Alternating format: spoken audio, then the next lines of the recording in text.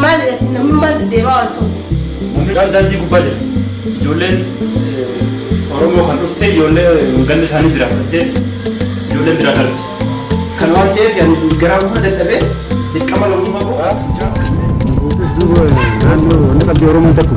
Foonni kun ajaa'iba qaba. Meedhaa godoo ati nama naannoo ta'ee kan jibbe malee kutu nama rakkate jechuudha. Nama rakkate. Haa danda'a fayyaa nama dhuftan. Aboo.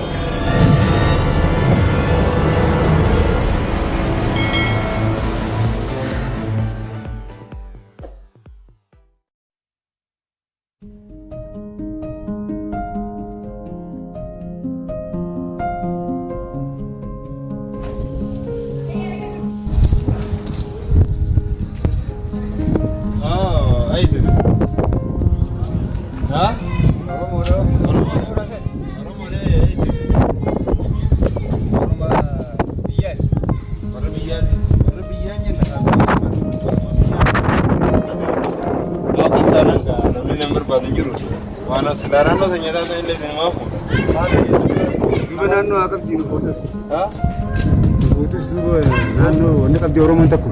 Foonni kun ajaa'iba qaba. Meedhaa godoo ati nama naannoo ta'ee kan jibbe malee kutu nama rakkate jechuudha. Nama rakkate. Haa danda'a fayyaa nama dhuftan. Aboo kanuma irraa qabna ati Oromooni? Ummati miti Oromoonis. Ayyee deem. Nageetti. Sabboonaa biraa rabbi nu haafine.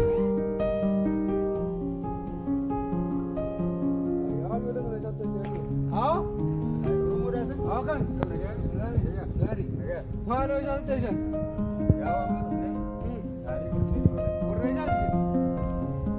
Ini naannoo liiti ati naannoo gadiiti. Ati naannoo gadiiti?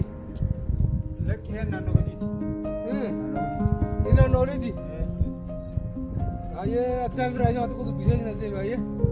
Berapa gesin kaya wakaran dia udah gue. Ada numbasi lagi orang. Naannoo gadiiti tu beta, ani naannoo gadiiti sana beta. Ya ada numbasi. Boleh dia. Oh ni jangan tuh. Mana berapa gesin dia tadi? Umati miti ya kak. Itu namanya naannoo gadiiti sih berapa? Awak sih kan? Oh, masih termane. Awak sih kan? Ati kan naannoo oli sih berapa? Ya ada numbasi. Namni asma oli Ya gadiiti. udah kan awak tebak untuk rakun itu kayak sejarah itu. Oh, ati naannoo gadiiti mi? Eh. Nera kaya ka, ani naannoo gadiiti. Kan naannoo oli sana mampu. Kelas nama lah sisir. Naannoo oli sana. Sini rapat dong. Bahkan sini rapat tuh kok. Odi magala sirra.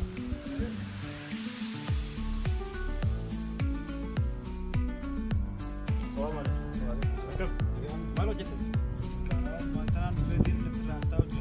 Saya dhufte kan? Amma reef dhufte. Tole. Maaf astee tare.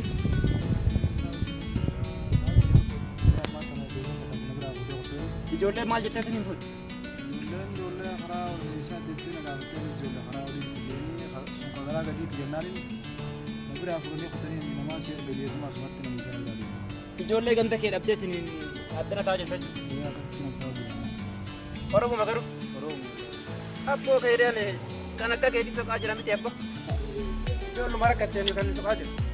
Deema abba.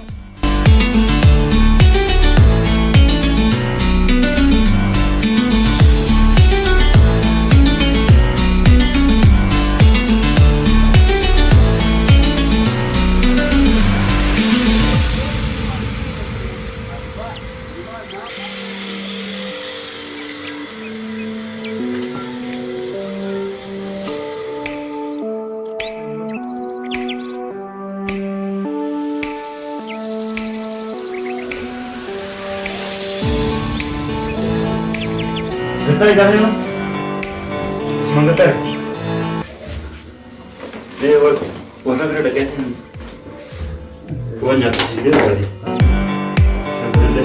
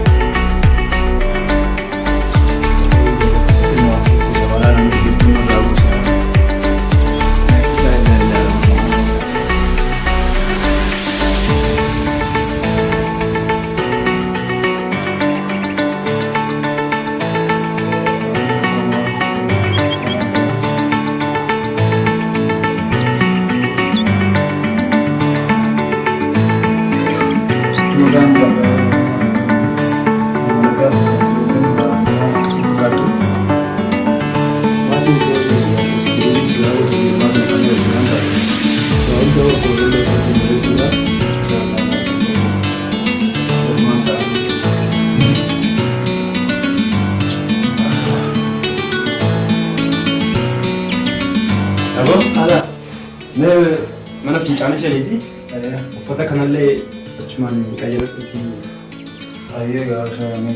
fincaanillee kun osuma jira awwaalitti sinaaraa Allahu aamin aamin walumaa nu bara waliin guddanna bara boora kootu bakka jitti maarree abboo bara quuqama walii quuqama lammii qabaachuun kun kanuma malee kan biraa miti abboo hanyoo maara kun qabu haasni gaarumsaati kokkee mana keessa isin wajji warkuma Yee, hottume. maal yoo